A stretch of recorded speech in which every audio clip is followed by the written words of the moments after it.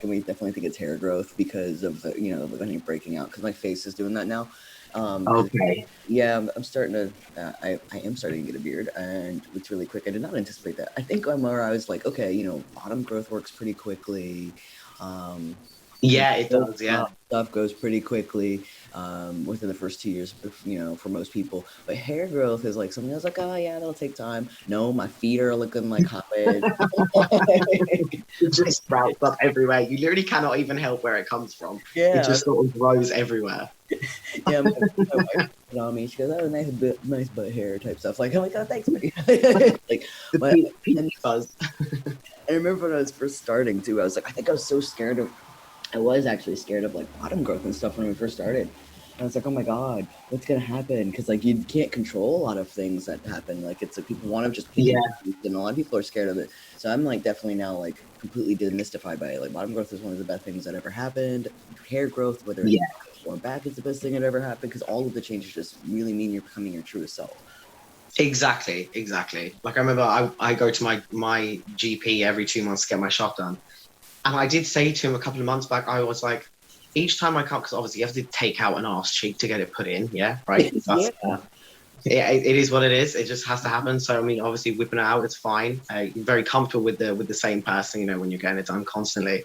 And Yeah. I just said, I didn't even mean to say it, but I was like, I said, each time I come here, my ass gets hairier and hairier. And I'm really sorry for that. I don't even know why I said it. But it I was just, I feel just felt so comfortable in the moment. And I mean, I have a really hairy butt now, and I just never expected that to ever happen. So it is, even now, this is I'm into my fourth year now on testosterone.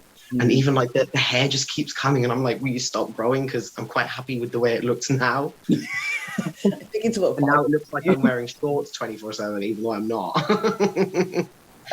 I know it's kind of funny because I was like, so I grew up like around a bunch of hippies and stuff, so they're kind of like a little bit on free nudism and stuff like that. And plus, I was also sick as a kid, so my dad and we're European, so nudity is not really a big thing. And I remember Right. like looking at my like thinking back of like my dad's butt is not hairy. Right? I was like, he's not, he doesn't have a lot of chest hair. So then I'm like, okay, because I did research and found out that hair growth, hair loss is on actually on both sides of your family, not just your mom's. Because I was like, because I'm very big Oh, on, okay. and I did a whole thing about myths the few episodes back. So I'm sitting there going, um, where is this coming from? So I started looking at pictures of my uncles because my uncles in Germany are actually my age. I know some, Okay. yeah, because my Oma and my mom had kids around the same time. Like actually, Oh, wow. my youngest uncle and I are like a couple months apart.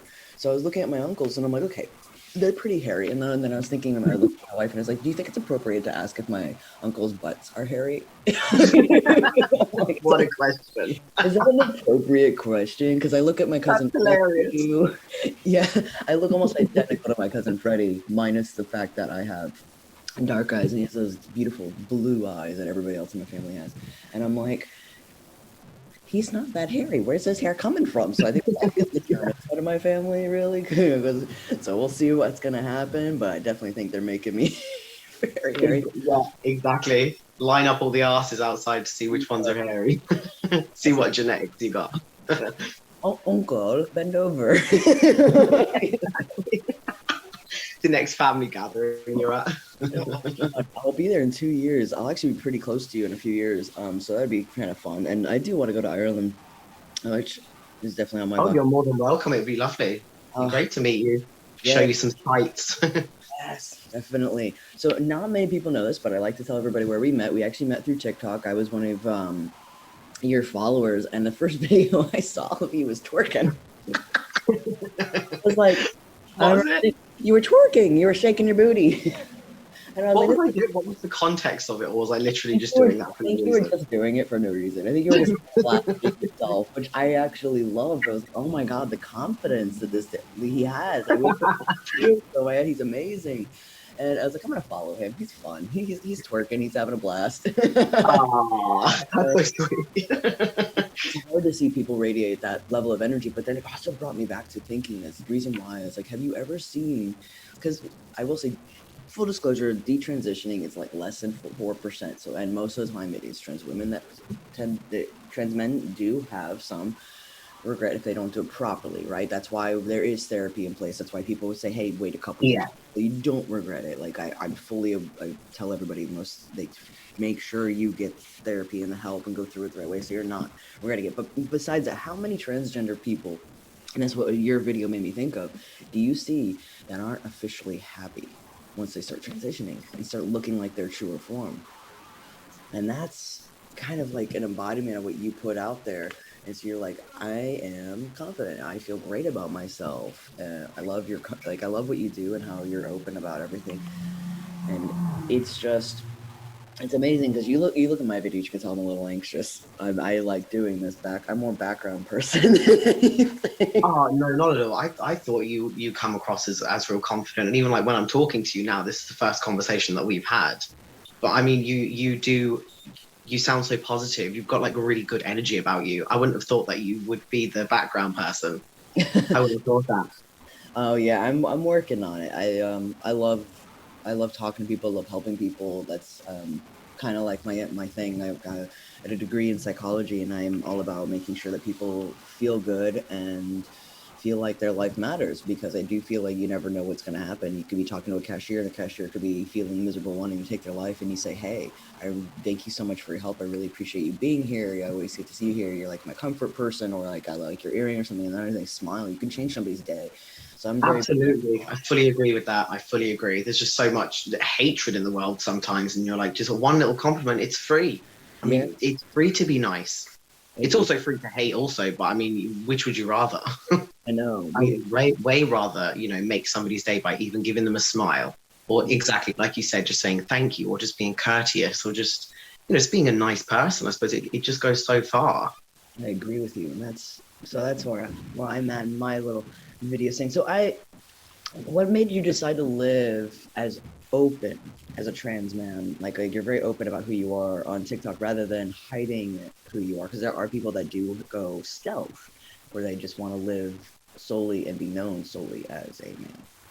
I mean, I know a few people that have gone stealth, and they've told me in the trust of a friend, basically, that Hmm. they are trans and whatever, and they like to remain cis. I suppose they want to be cis viewing, which personally I don't understand. I mean, it's something that we shouldn't have to feel ashamed of just because we were not born with the same, anatomy as a cis person, or whatever the case may be, does not mean that you have to, once you transition, you have to literally forget the life that you've just made for yourself and act as though you were just born cis. And I'm not saying like being cis is an awful thing, but you've gone through so much to get to the point of your transition where you're happy and you're positive. And that is exactly what you said. I am very confident and I'm very comfortable in my own skin as who I am.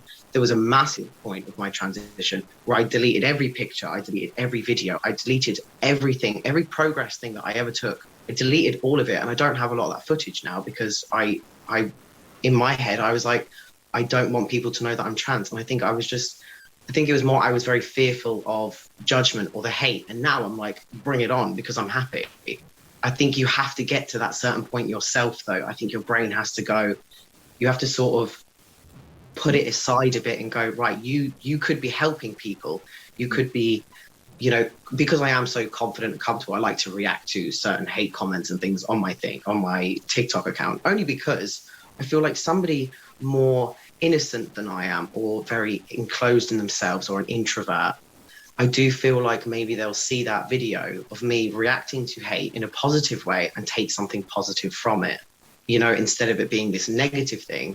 Obviously, sometimes I'm only human. I mean, yes, obviously I get sad and down about things, but I mean, I think it's just a nicer way to just sort of, I don't know, I mean, conquer your fears, I suppose, because there was a period of time where I was so miserable and bitter at the whole entire world.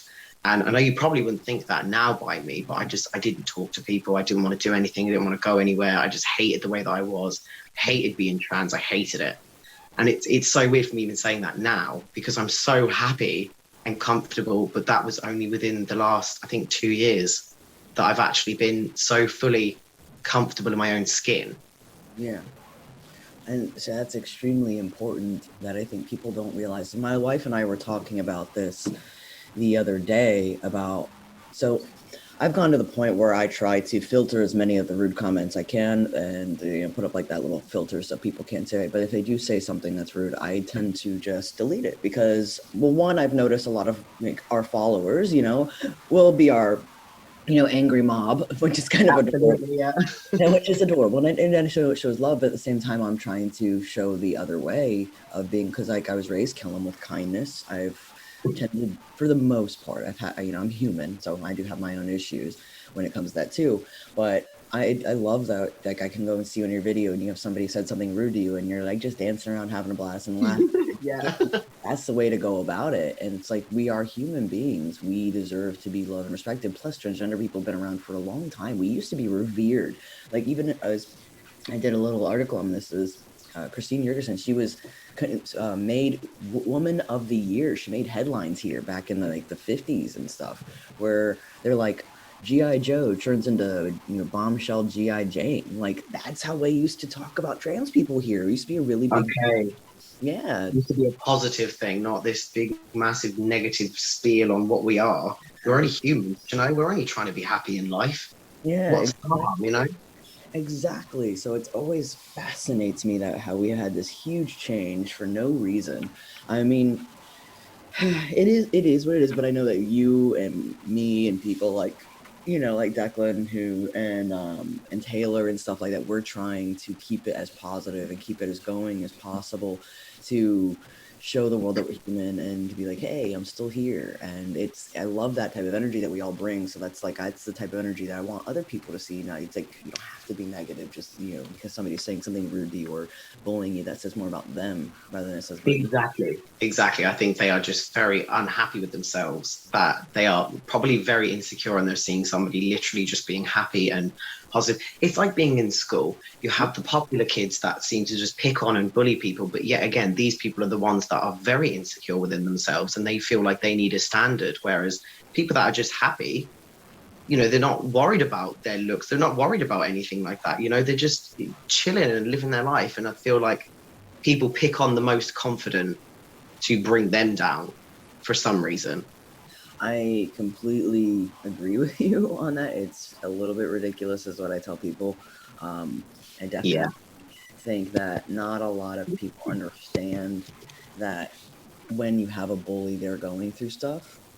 And who was it that I was talking about? So I think I was telling Taylor about this actually, because when I was younger, I was extremely bullied, like all the time, because I had, like I had hippie parents and stuff, so they were very poor, and my parents were unfortunately still struggle with addiction and stuff. So growing up in that environment, a lot of people thought it would be great to make fun of me because my clothes were like old, or because my hair was unkempt, because I got hair.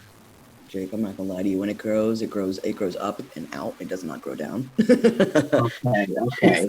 I look like a poof ball. But like they used to have this little nickname for me. They called me Rat Dog. And then there's this like middle school. And I was like, what is Rat Dog? And one kid looked at me dead in the face. And I go, some popular kid. And he says, because you have a rat's nerve of a hair and you have a dog's face.